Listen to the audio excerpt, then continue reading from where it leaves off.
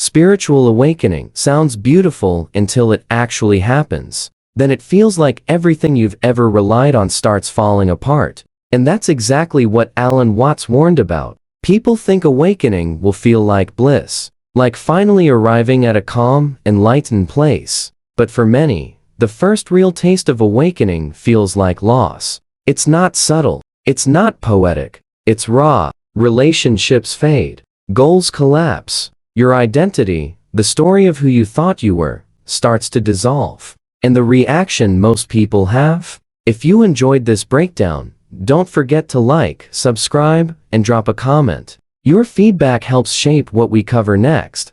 And you being here keeps the conversation going. Thanks for watching. See you in the next one. Something's going wrong. But Watts turns that idea inside out. He says nothing's going wrong at all. That feeling of loss isn't a mistake, it's the beginning of clarity. He points out that what you're losing isn't real. Not in the deepest sense. What's unraveling is a lifetime of mental constructs, roles you played, beliefs you clung to, masks you wore without knowing it. The loss isn't of your true self. It's of the false self. The ego. That collection of habits, opinions, fears, and desires that got reinforced by society, family, culture. It was never you, but you believed it was. So when it starts to fall away, of course, it feels like death. And Watts doesn't sugarcoat it. He describes this part of the process as the dark night of the soul. It's not glamorous. It's disorienting. You feel like you don't know who you are anymore. The identity you spent your whole life maintaining suddenly feels flimsy, like a mask melting off your face, and beneath it, there's nothing, just emptiness. But Watts says, look again. That emptiness, it's not a hole, it's a space opening. And that opening is not the end of the world. It's the beginning of seeing the world clearly, maybe for the first time. When you're not so busy performing a self, you can start observing reality as it is. Not filtered through judgment, not distorted by ego, but clear, present, and alive. And that's the shift. That's the beginning of true awakening. Not some dramatic flash of enlightenment. Not a perfect state, but a quiet, radical release. One illusion at a time. The false self doesn't go down easily. It's built on decades of conditioning. It whispers, if I'm not this job, this role, this relationship, then who am I? And Watts answers that question with something most people aren't ready to hear. You are the universe experiencing itself. Not metaphorically, not symbolically, but literally. The idea of a separate me and you is a construct, a story told by the mind. But reality? Reality is non-dual. It's not made of things and people separated by boundaries. It's one field of experience, flowing through different forms, wearing different masks. And what you truly are is not the mask, not the form, not the character in the story, but the awareness behind all of it. That's the part Watts emphasized again and again. The ego is a role, like a character in a film. It feels real. It has emotions, goals, failures, drama. But when the movie ends, the screen is untouched. The story plays out, but it's not you. And realizing that changes everything. Not right away. Watts is clear awakening isn't one big event. It's a process. It happens in stages. Slowly, in layers. Each death of an identity, each dropping of an attachment, reveals more of what was always there underneath. But you only see it when you stop resisting the loss. Because the ego will do anything to avoid this process. It'll tell you you're failing, that you're depressed, that you're broken, that you need to get your life back. But Watts says no, you're not failing, you're shedding, and what's falling away is what was never real to begin with. The suffering comes from clinging, from fighting to keep the ego alive. But when you stop fighting, when you allow the unraveling to happen, something else emerges. Stillness, awareness, presence. And what begins to dissolve is the need to control, the endless striving, the constant fear of not being enough. Because when you realize that the separate self was never real, you realize that nothing is missing, that there's nowhere to get, that you're already whole. This isn't an idea to believe, it's a reality to experience. Watts didn't want people to memorize concepts. He wanted them to see. He warned that understanding something intellectually isn't the same as waking up to it directly. The mind can repeat, "I'm not the ego," while still being completely caught in it. The shift only happens through awareness, not control, not willpower, just quiet, sustained observation. Awareness that watches the unraveling without trying to speed it up or hold it back. Awareness that allows the fear to surface, the grief, If you enjoyed this breakdown, don't forget to like, subscribe, and drop a comment. Your feedback helps shape what we cover next, and you being here keeps the conversation going. Thanks for watching. See you in the next one. Fusion without turning it into another story. Just seeing it, letting it move through. That's what Watts called surrender. And that surrender, it's the key to everything. Because it turns out that emptiness isn't dead space. It's full, it's alive, it's potential. When the false layers drop away, you don't disappear, you return. Not to some previous version of yourself, but to what was always true beneath all the noise. You don't find some grand cosmic identity. You find no identity. Just being, just presence, just this. And from there, life continues. But without the heavy narrative of me trying to manage everything. Watts said this is what true liberation feels like, not floating on clouds, but moving through life without the weight of illusion. You still feel, you still think, but the suffering tied to identification softens. You no longer believe every story your mind tells. You no longer act out old patterns because they define you. You're free to respond to life as it comes, not as a fixed character, but as awareness itself. This doesn't make you passive. It makes you clear. You still take action. You still love, create, explore. But you're no longer doing it to validate an identity. You're doing it from the joy of being, from presence, from play. That's the shift. That's the real awakening. It doesn't come with fireworks. It often begins with heartbreak, with disorientation, with fear. But those aren't signs that something's wrong. They're signs that something's ending and that something deeper is beginning. It's hard. It's messy. It's not what people expect. But it's real. And Watts walked people through that process.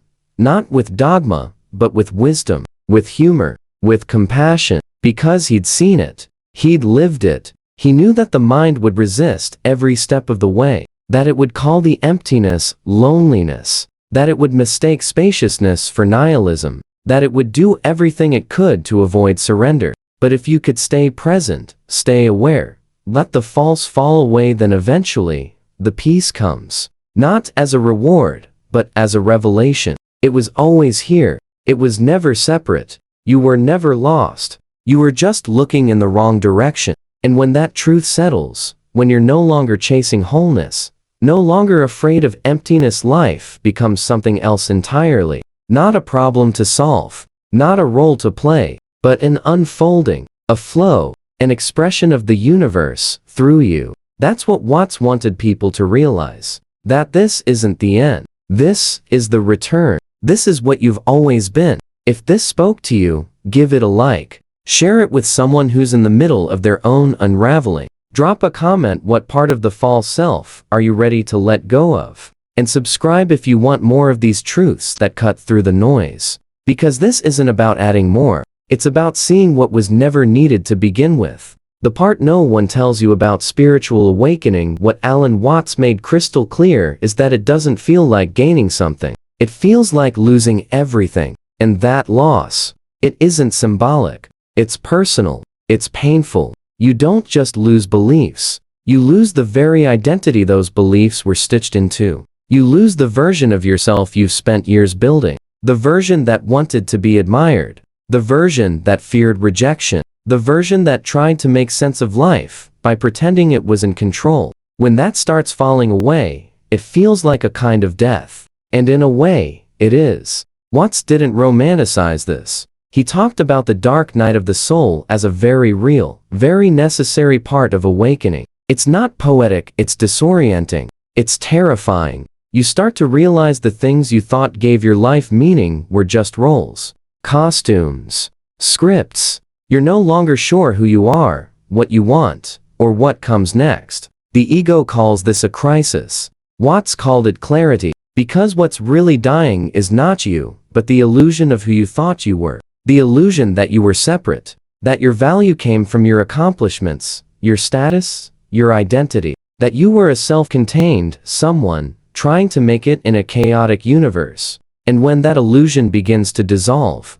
the fear kicks in. The mind doesn't want to let go. It wants to cling. It wants to patch up the cracks. It wants to rebuild the story. But Watts would say don't. Don't rush to reconstruct the mask. Don't try to make sense of the void. Let the false self die. Let the illusion collapse. Because the emptiness you're facing isn't the absence of meaning, it's the beginning of truth. That void you're staring into, it's not hollow. It's spacious. It's full of potential. It's what's left when the noise is gone. And what rises from that space is something deeper than identity. Something that doesn't need validation or control. Something that doesn't fear impermanence because it is impermanence. It moves with life instead of resisting it. Watts called this realization non-duality. It means there is no you separate from the rest of existence. The idea that you are a self, this isolated entity observing a world out there, is a trick of the mind. A story that's been reinforced by language, by culture, by habit. But in truth, there is no separation. You're not a wave on the ocean, you are the ocean, the form of a wave. Once you see that, the tension starts to loosen. The endless pressure to become something falls away, because you realize, you are never anything other than this. Not a persona, not a narrative, but the awareness itself, the presence in which all of it is playing out. And that changes everything. Life still happens. There's still joy, still grief, still laughter and confusion and challenge. But the suffering, the grasping, the resisting, the mental where that begins to fade. Because you're no longer taking the story so personally. You're no longer trying to hold together a self that doesn't actually exist. Watts used the metaphor of a movie. He said most people are so identified with the character they're playing that they forget they're watching a film. They believe the drama is real. The pain, the failure, the shame, it becomes their truth. But the moment you step back, the moment awareness sees the story without identifying with it, something shifts. You're still in the experience, but you're not owned by it. You're not clinging to outcomes. You're not panicking when the plot takes a turn. Because you know, it's all part of the play. And that's where freedom begins, not by escaping the world, but by seeing through it. Not by becoming invincible, but by becoming transparent.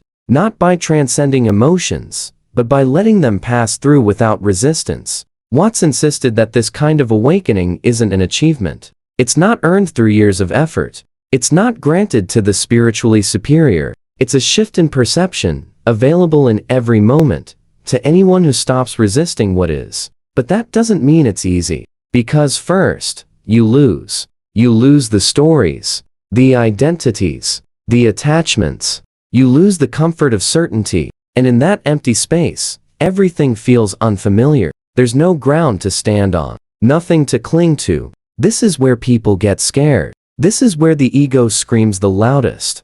It says, you're going nowhere. You've failed.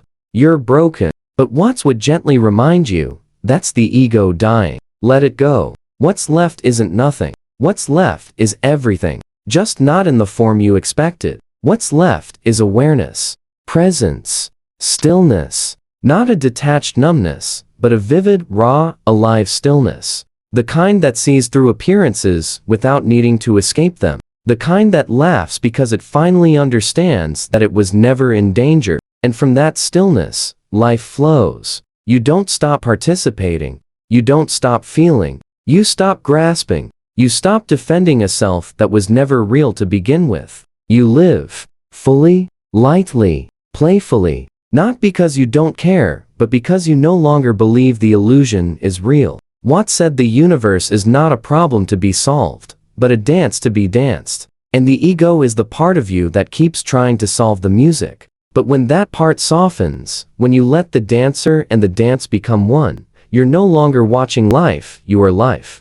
That's what's on the other side of losing everything, absence, but fullness. Not the end of you, but the end of the idea of you. And that's why it feels like a death. Because it is. The death of falsehood. The death of separateness. The death of the constant mental struggle to hold it all together. But death makes room for rebirth. And in that rebirth, everything changes. Not because the world is different, but because your relationship to it has transformed. You're no longer a frightened individual trying to survive. You're awareness, flowing through form. You're the universe in motion, playing its part, knowing it's never been separate. So if you're in the middle of this process, if it feels like you're losing everything Watts would tell you, you're not alone. And you're not doing it wrong. You're waking up. Stay with it. Let the masks fall. Let the void open. Let the silence speak. Spiritual awakening doesn't come with fireworks.